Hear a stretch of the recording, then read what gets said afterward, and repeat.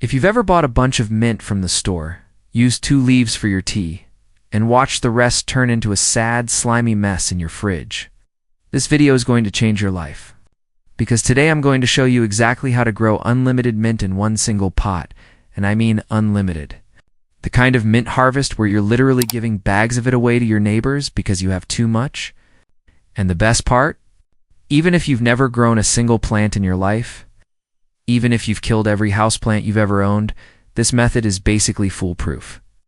Stick around, because by the end of this video, you'll know the exact pot, the exact soil, the exact watering trick, and one sneaky mistake almost every beginner makes that kills their mint within 2 weeks.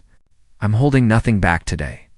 Welcome back to Green Profit Lab, where we turn a few dollars and a little bit of dirt into more homegrown food than you know what to do with.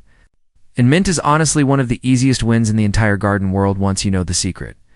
So let's start with why mint is actually different from every other herb you've tried to grow. Mint is what gardeners call an aggressive spreader, which basically means it wants to take over everything around it. In the ground, it will send out underground runners and choke out your entire garden bed within a season. Which is exactly why almost every experienced gardener tells you never to plant mint directly in your yard. But here's the twist. It's that same aggressive nature that makes mint a nightmare in open soil is exactly what makes it a dream in a container. When you trap that spreading energy inside a pot instead of taking over your whole yard, it just keeps circling back on itself and producing more and more stems, more and more leaves, cycle after cycle. So the problem with mint is actually the secret to unlimited harvests. You're just redirecting that energy into a contained space. Pretty wild when you think about it that way, right? Now let's talk about the pot itself, because this decision alone can make or break your mint patch. You want something at least 12 inches wide and at least 10 inches deep. Mint roots like to spread sideways more than they go deep, so width actually matters more than depth here. Plastic, ceramic, or even a simple grow bag all work fine, but drainage holes are non-negotiable. Mint hates sitting in soggy, waterlogged soil almost as much as it hates being bone dry. And that balance is honestly 90% of the whole game. If your pot doesn't already have drainage holes, grab a drill and put at least 4 or 5 along the bottom before you plant anything.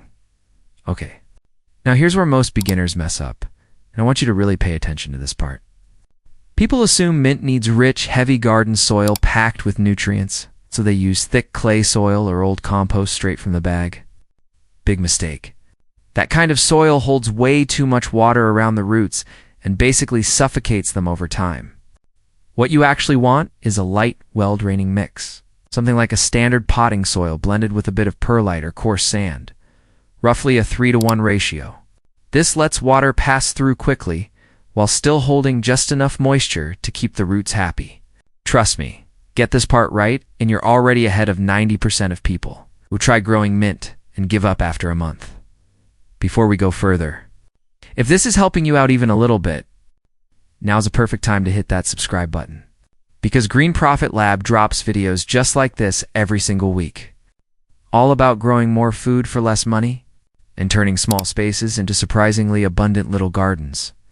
Alright, back to the mint, because we've still got some crucial steps left, including one mistake that quietly kills more mint plants than anything else on this list. So once your pot and soil are ready, you've got 2 options for actually starting your mint. Either buying a small starter plant from a nursery, or taking a cutting from a friend's plant, or even from a grocery store bunch if the stems still look fresh and healthy. If you're using a cutting, just strip the lower leaves off, leaving only the top few, and place the stem in a glass of water on a sunny windowsill. Within about a week to 10 days, you'll start seeing little white roots poking out from the stem, and that's your cue that it's ready to move into soil. This method is basically free mint, which is exactly the kind of budget-friendly growing we love around here. Now let's talk placement, because this is where a lot of people unknowingly sabotage themselves. Mint loves bright light, but it does not love scorching, direct afternoon sun for hours on end, especially in hotter climates. A spot with 4 to 6 hours of morning sun, or bright, indirect light for most of the day, is the sweet spot. If you're growing indoors, a windowsill facing east or west usually works great.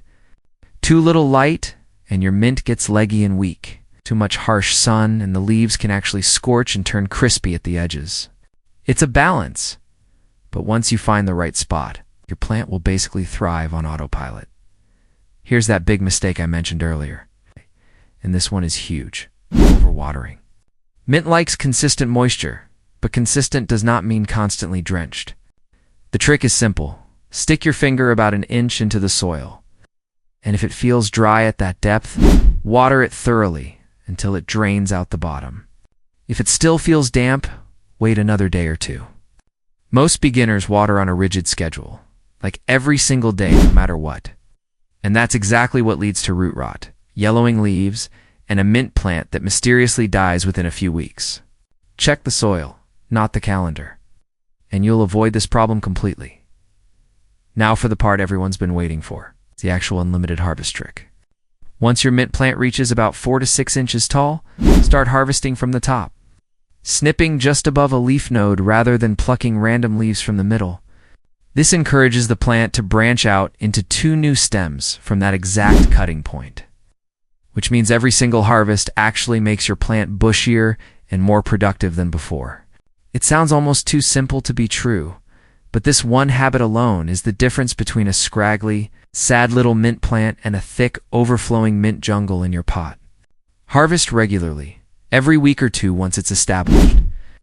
And never let it flower, because once mint flowers, the leaves turn bitter and the plant slows down its leafy growth. Just pinch those flower buds off the moment you spot them. One more quick tip before we wrap up: every couple of months, feed your mint with a diluted liquid fertilizer, something gentle. Add about half the strength recommended on the bottle. Because mint isn't a heavy feeder, and too much fertilizer can actually reduce the flavor and fragrance of the leaves. And if your plant ever starts looking tired or leggy after a long season, don't panic. Just chop it back hard, almost to the soil line. And within a couple of weeks, it'll bounce back thicker and greener than ever. That's honestly the beauty of mint. It's nearly impossible to actually kill it once you understand what it wants. So there you have it. A complete beginner's guide to growing genuinely unlimited mint in a single pot. Using nothing complicated, just the right container. The right soil, the right light, and smart harvesting habits.